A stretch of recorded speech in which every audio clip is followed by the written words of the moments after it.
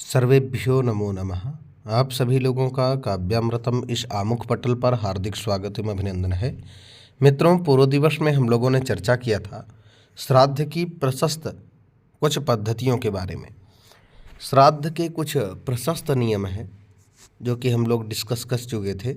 आज पुनः श्राद्ध में वर्ज्य अर्थात निषिद्ध बातें कौन कौन सी हैं, श्राद्ध करते समय हमें किन किन बातों का ध्यान करना चाहिए।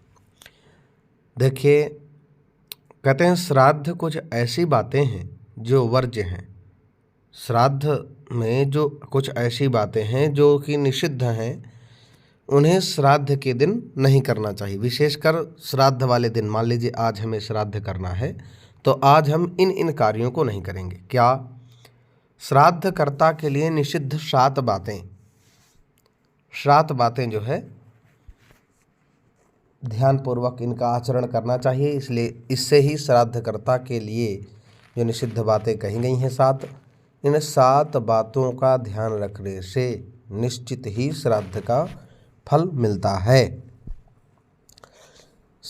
फिर देश काल परिस्थिति का अनुसरण कर लेना चाहिए। करें दंत धावन अर्थात दातून नहीं करना चाहिए, और तांबूल अर्थात राजश्री, विमल, रजनीगंधा इत्यादि जो दुनिया भर के गंधमादक पदार्थ हैं, इनका भक्षण न करें। तैलमर्दन अर्थात तेल नहीं लगाना चाहिए। उपवास व्रत नहीं रहना चाहिए। और स्त्री संभोग, अपनी पत्नी से दूरी बनाए रखना चाहिए। औषध अर्थात दवाई नहीं लेना चाहिए। तथा परान्न भक्षण, परान्न माने दूसरे के अन्न का भक्षण नहीं करना चाहिए, नहीं खाना चाहिए। ये 7 बातें श्राद्धकर्ता के लिए वर्जित हैं, अर्थात इनका सपने में भी विचार नहीं करना चाहिए। अब कहते हैं श्राद्ध भोक्ता के लिए 8 वस्तुओं का निषेध। श्राद्ध भोक्ता जो श्राद्ध में भोजन करने वाले हों, उनमें पुनर्भोजन अर्थात दोबारा भोजन न करें, यात्रा न करें, भार ढोना। श्राद्ध भोक्ता जो भोजन करने वाला हो श्राद्ध में, वो भार न ढोए, परिश्रम न करे, मैथुन न करे, स्त्री प्रसंग से दूर रहें, दान न करे, प्रतिग्रह अर्थात किसी को सताए नहीं, होम श्राद्धान न करके, होम और श्राद्धान्न भोजन करने वाले को हवन भी नहीं करना चाहिए उस दिन।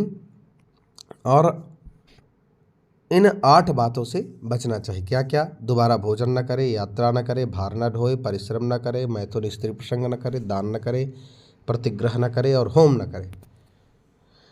इसके बाद श्राद्ध में लोहे के पात्र का सर्वथा निषेध है। श्राद्ध में लौह पात्र का प्रयोग नहीं करना चाहिए। श्राद्ध में लोहे के पात्र का उपयोग कदापि नहीं करना चाहिए। श्राद्ध में लोहे के पात्र का उपयोग कदापि नहीं करना चाहिए। लोह पात्र में भोजन करना भी नहीं चाहिए तथा ब्राह्मण को भोजन कराना भी नहीं चाहिए। यहाँ तक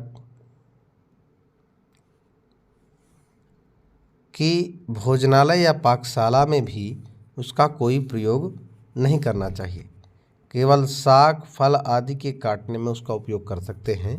लोहे के दर्शन मात्र से पितर वापस लौट जाते हैं। अर्थात आप जब कभी भी श्राद्ध करें तो लौह पात्र अर्थात लोहे के बर्तन इत्यादि इनका उपयोग न करें। हाँ, सब्जी इत्यादि काटना हो या सलाद इत्यादि काटना हो और भी कोई सामग्री हो, उसके कर्तन के लिए जो है हम लौह पात्र का प्रयोग कर सकते हैं।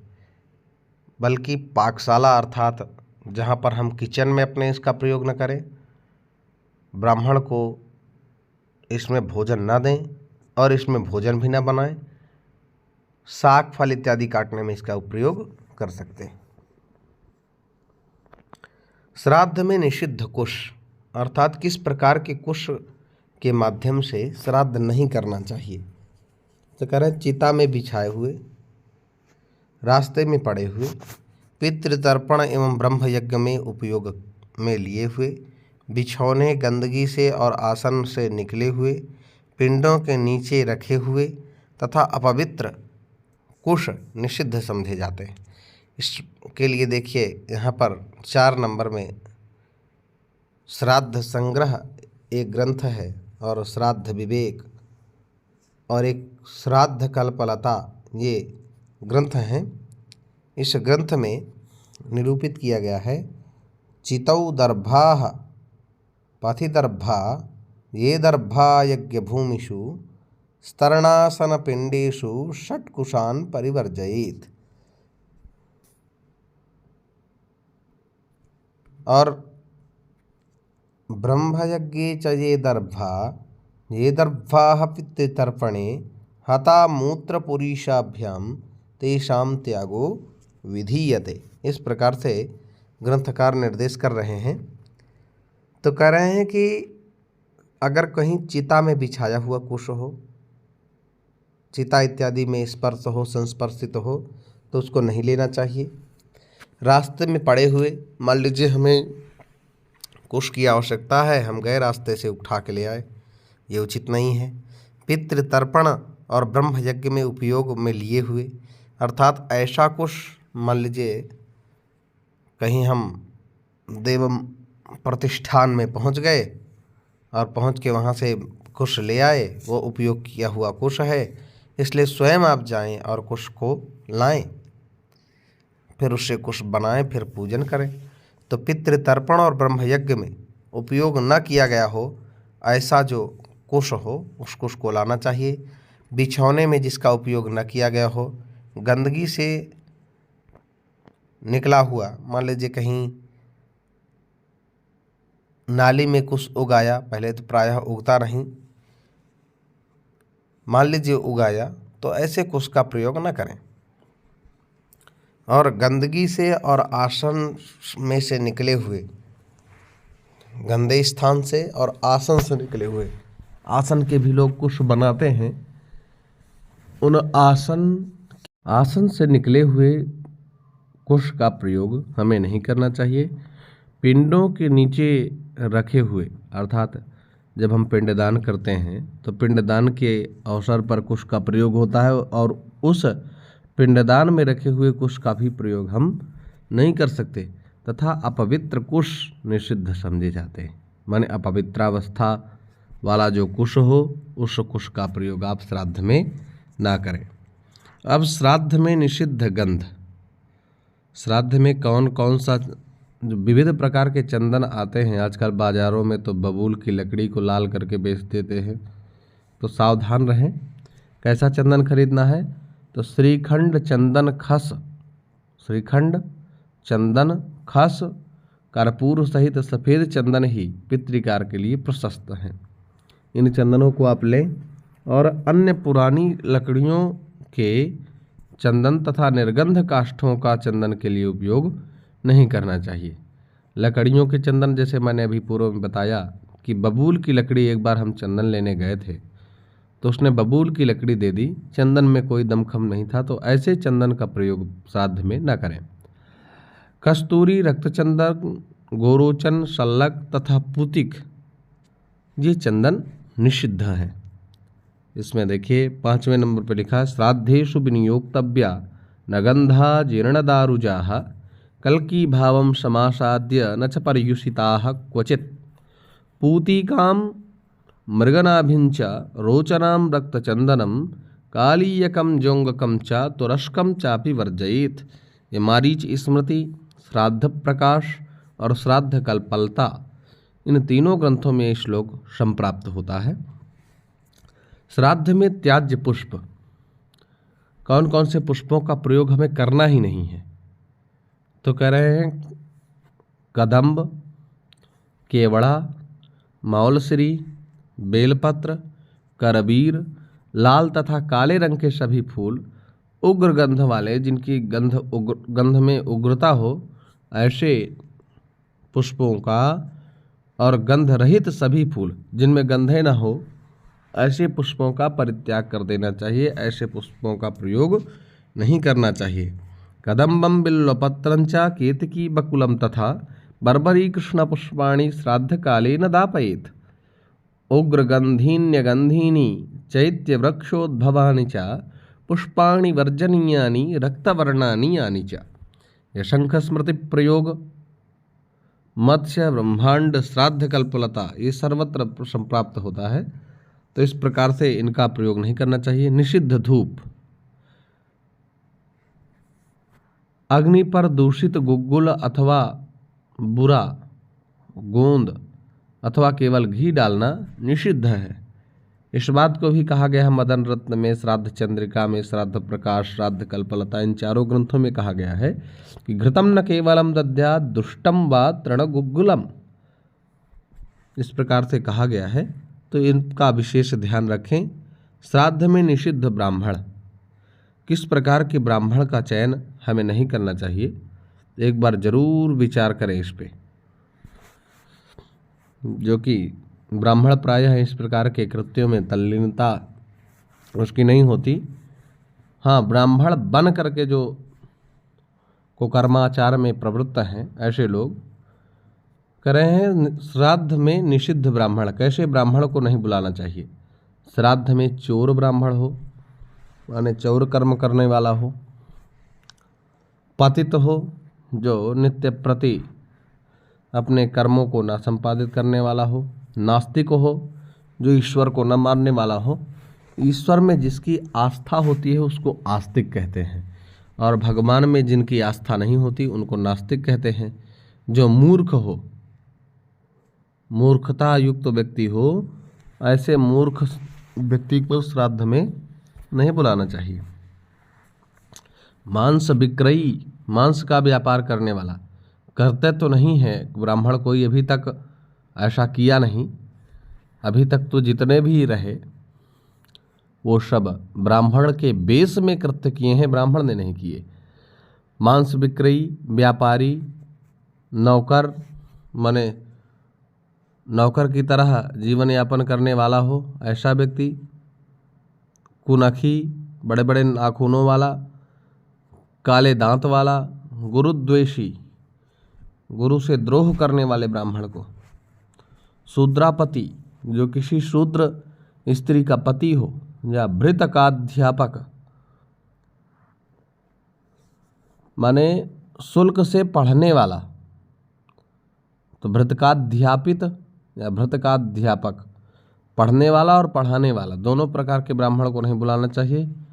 काने ब्राह्मण को नहीं बुलाना चाहिए, जुआरी ब्राह्मण को नहीं बुलाना चाहिए, अंधा हो उसको नहीं बुलाना चाहिए, अंधे ब्राह्मण को भी श्राद्ध में भोजन नहीं कराना चाहिए, और कुश्ती सिखाने वाला जो ब्राह्मण हो उसको भी जो है नहीं बुलाना चाहिए। नपुंसक इत्यादि अधम ब्राह्मणों को नहीं बुलाना चाहिए, इनका त्याग कर देना चाहिए।